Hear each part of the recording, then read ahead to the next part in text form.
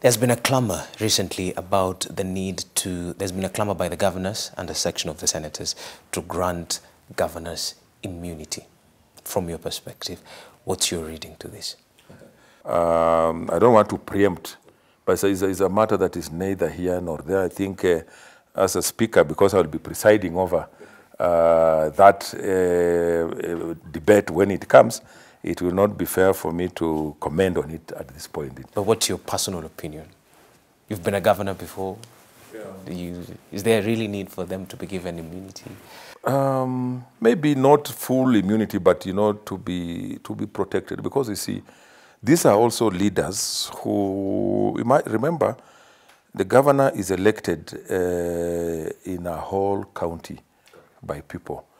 And when people elect you, they give you mandate, and it means they really respect you and expect you to respect them. So I think it's important that, just like the president, to be also handled with a bit of decorum, with a bit of respect. You see, because if you, depending, all this is about perception.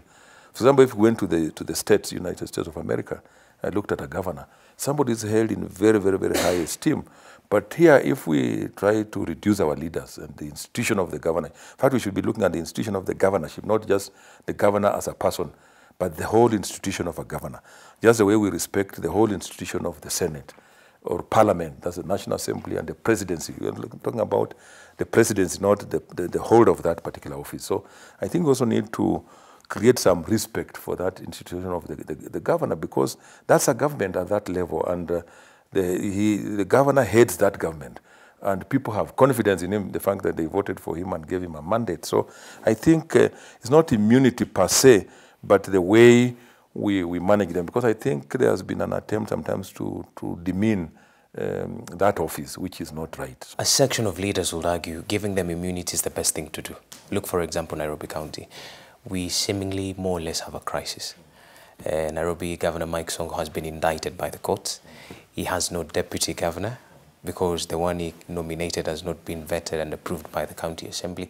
So in a way, yes, they need to have immunity. And in your perspective, in your view, how would the crisis bedeviling Nairobi County be solved? There must be a specific period within which, if an office falls vacant of say the deputy governor, there must be a time frame within which the governor must appoint a deputy, so that you don't get a crisis like what we're having in Nairobi. And again, there's also that bill, which I think is lying now in the National Assembly, which came from the Senate, where we proposed it was clear on how to get a deputy governor and the whole management of, how the governance structure should be in terms of when there's a vacancy, in that particular office. So I think once that is passed and ascended to by the president, it will also sort out the problem that we're having, so that it's not left to the discretion of the governor whether to pick a deputy or not. There was a reason why the Constitution came up with a deputy governor. A section of lawyers have moved to court to challenge his nomination of Anne Kananu. They're citing that he had no mandate to make that nomination because he's already been indicted. You, as the leader of the Senate House, the House of Reason, how would you preside over this, for lack of a better word, quagmire? I don't know what the lawyers are putting in place, but as far as I'm concerned, he's still the governor of Nairobi, because he's not been removed from office.